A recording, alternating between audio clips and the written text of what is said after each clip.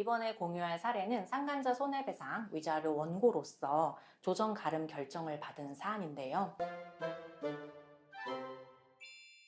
우리 사안의 결정 사안은 1,500만 원을 지급을 받고 피고가 원고에게 진심으로 사죄의 마음을 표하고 특히 이제 원고의 배우자에 대한 구상권을 포기한다는 조항을 포함하고 있습니다. 우리 의뢰인분들이 이제 오셨을 때 배우자의 외도 사실을 아신 경우죠. 그럴 때 좀 상당히 심적으로 고통이 많이 있으신데요. 이런 경우에 뭐 여러 가지 더 정말 너무 힘드시겠다 이런 생각이 들 때가 많이 있어요. 우리 의뢰인분이 막 몸이 안 좋으신 상황에서 남편이 이제 외도를 한 걸 알았을 때 이럴 때도 참 마음이 안 좋더라고요.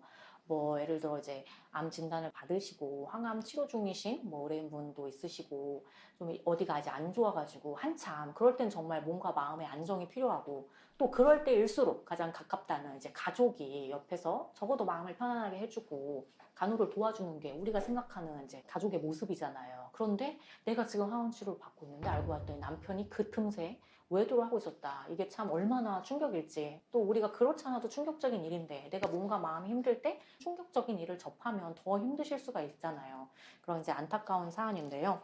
우리 의뢰인분의 경우에도 본인이 힘든 와중에 이제 남편분이 어디 뭐 클럽에 가가지고 어떤 뭐 여자분을 만나서 둘이 뭐 외도를 이제 한참 하고 있다는 거를 알게 되신 거죠. 게다가 이러한 상황인 거, 내가 지금 아파서 치료를 받고 있는 거를 뭐 상간자랑 아무렇지도 않게 대화를 하고 있는 거예요. 상간자도 그 상황을 다 알면서 유부남인 것뿐만 아니라 지금 아내가 좀 아픈 상황이라는 걸 다 알면서도 거리낌 없이 대화 나누고 그런 부정행위를 했다는 게 참 충격적인 일입니다. 그런데 이런 경우에 이제 의뢰인분들이 상간자 소송을 해야 되겠다 이런 결심을 하고 오시는 경우가 많이 있게 되시고요. 그때 이제 배우자와의 이혼 여부는 의뢰인분마다 또는 상황마다 달라요. 사실 이런 일을 겪고 좀 배우자에 대해서 어떤 배신감이나 그런 억울함, 뭐 화, 분노 당연한 거잖아요. 제가 이제 정말 나쁜 행동이고 잘못된 행동인데 이게 본인도 모르게 어떤 실수를 하나 봐요. 그러니까 막 진짜 뭐랄까 내 배우자는 정말 그럴 줄 몰랐어 이런 의뢰인분들 또 본인도 써 내가 대체 왜 이랬지? 본인이 이제 상관을 해놓고서 내가 대체 왜 이랬지? 막 내가 왜 인생에 이런 잘못된 걸 했을까? 막 뒤늦게 뼈저리게 후회하시는 분들도 있고 이제 하시다 보니까 그래서 의뢰인분도 그냥 한 번은 좀 남편은 지켜보자 그쵸? 이제 상간자 소송을 진행하고 뭐 하다 보면 남편이 어떤 행동을 보이는지 내가 눈으로 보거나 아니면 좀 직감적으로 뭐 알게 되겠지 이렇게 생각하시는 경우가 있는 것 같아요. 그래서 우리가 상간자에게 이제 소를 제기를 했는데 상간자는 일단 이제 서면에서 저희가 일단 굉장히 간략하게 약식 소장을 접수했음에도 불구하고 구구절절히 모든 걸 뭐 인정하고 뭐 죄송하고 뭐 거의 반성문 수준의 이제 서면을 내셨더라고요. 그래서 일단 인정하고 반성하는 태도를 보이고 있네 이렇게 해서 이제 조정을 저희가 가게 되었는데 그래서 우리가 이제 조정에 나갔더니 저 사람이 뭐 반성을 하고 있으니까 그쵸? 근데 또 그쪽도 이제 당사자는 아니고 대리인이시잖아요. 그래서 그쪽에서는 뭐 구상금 청구도 포기하는 마당도 하고 그래서 위자료 액수로 이제 1,000만 원 정도를 제시를 하게 돼요.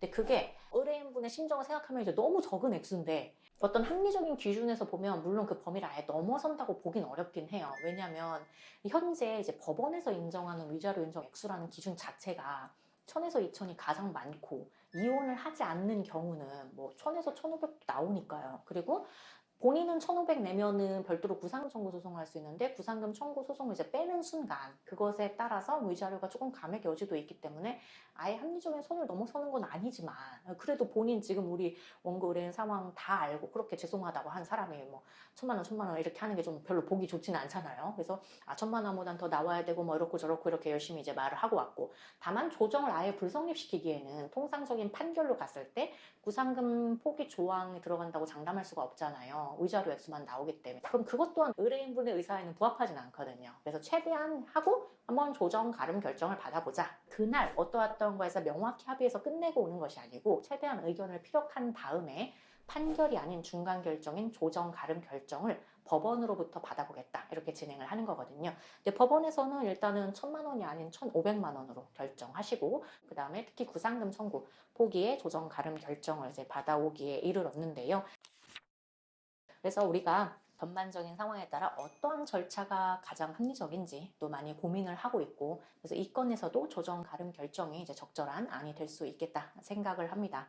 의뢰인분께서는 이제 금액이란 게 우리의 심정적으로는 참 적지만 전반적으로 고려했을 때 부상금 청구 소송까지 들어왔을 때를 이제 고려한다면 의뢰인분의 가장 합리적인 안일 수 있다, 이렇게 이제 생각을 하고 있으신 사안이고요. 사안에 따라서 다양한 절차가 있을 수 있고 적합하게 진행할 필요가 있겠습니다.